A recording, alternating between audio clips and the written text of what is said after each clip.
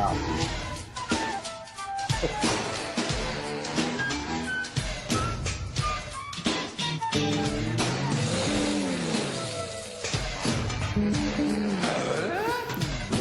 Tools to Live by, Devon Howard. This is Tools to Live By is brought to you by the ultimate tool that you can own, which is a wristwatch. Wristwatch that will go with you anywhere. If you don't have access to a plug to charge your iPhone, let's say you're in the tropics on a surf trip, Veyer Watches, VeyerWatches.com. They make automatics, they make ones that run on battery, but they also make solar powered watches. There's a little solar cell under the dial of the watch and it powers it indefinitely. Like you can just, for the rest of your life, wear it, never have to get a battery, never have to wind it, any of it. So That's great. it's the ultimate tool. That's great. I think I have about 9 watches in a drawer with dead batteries. So good on Boom. those guys. Never run into that problem again. So Tools to Live By, the theme music, by the way, was from Home Improvement. Yeah. Okay. In case you didn't know that. And Tools to Live By, listeners submit, they need life advice on something. They submit a question, a conundrum, and you and I, sometimes Chaz and I, but you and I today will provide tools for them to live by. And it's directly related to, in fact, what you just brought up. So I'm going to go ahead and play this listener line call. Chaz and David, point for discussion. Who has the right at the peak in this situation? It's happened a few years ago at a local break. 2 older guys, probably in their 60s. They were good enough on their longboards, summer, a lot of people around. One guy is a hardcore local, not aggressive, nice guy, lived in the area his whole life. Another guy moved to the area, some years ago, but not as long as the other guy. So the hardcore local and the other guy is taking off closer to the jetty, basically in front of the rocks. It's a fun day. It's not huge, maybe chest high. But the local guy is getting pissed at the other guy because he's saying, I've lived here all my life. But the other guy, who's not as local, is saying, well, to me, it's about who's taking off steep and deep. So if you're not sitting further down the line and taking off where it's way more critical, then you don't have the right to the peak. So who's right in this situation? Thoughts? All right. Lead us off. Residency versus being deeper.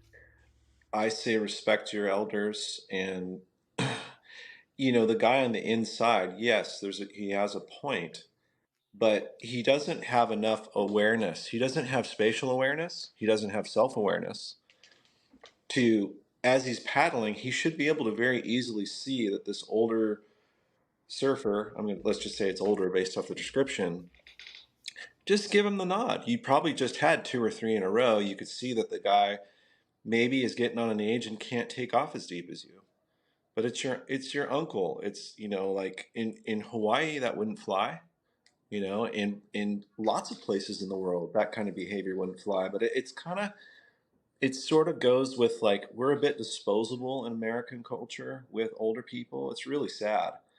I just don't see that flying in other countries. Japan, Brazil, Hawaii, where they love family and they respect elders. In Brazil, you go to any restaurant in Brazil, the older folks, senior citizens, if you will, they're allowed to just cut in line, whether you're at the pharmacy or the meat market or whatever. I think the same thing should happen in the lineup. So I think this, let's just say, new figure in the lineup needs to learn some respect if he would like to integrate himself with that community. I think he's making a big mistake.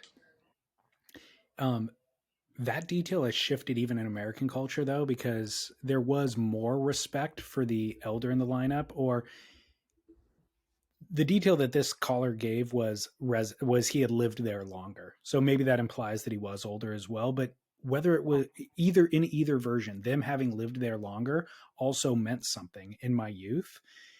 But the rules of priority have shifted over the last 25 years or so that I've been surfing.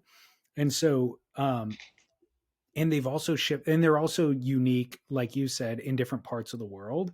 So it's very difficult now to just presume that everybody else feels the way that you do, or for us, even on the show, to just give the blanket advice, because there's a bunch of different factors at play, right? Yes. Yeah. And look, this is what, that's why surfing is so difficult to learn. The culture is so nuanced and difficult to pick up. And that's where there's continuous conflict with new versus old. And this is one of those Totally. cases.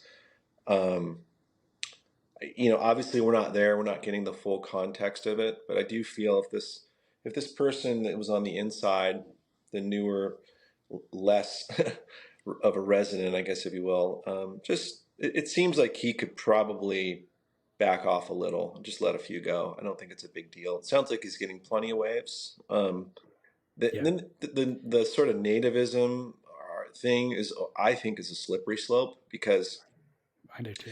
because you know for example, I could start surfing somewhere, and I'm known to be from a certain geographic region in the San Diego area, and people that know me or know of me know that I'm associated with that. But let's say I move to LA or San Francisco or anywhere, and I start surfing there for a few years. There will be people who say, "Well, you're not from here, you're not born here," and then I always get into my head thinking about, is this about zip code or behavior and decorum? So if I did move somewhere new, and to integrate myself at some of the more localized breaks, I sat inside for a year or two. Just didn't catch any set waves. I still don't. And people notice that and they appreciate it. That old Yeah. school, is that an antiquated way of thinking? Maybe. But I think it still matters. And I do think there are people that It still think it matters. it's interesting now that you say that, because I was saying that the rules have shifted and the rules are kind of different now in every region, but there are some core rules that if you apply them anywhere in any lineup around the world, they're recognized. There still could be a kook in that Sure. lineup who is the macho dude who's no matter what going to act like a Yep. dick.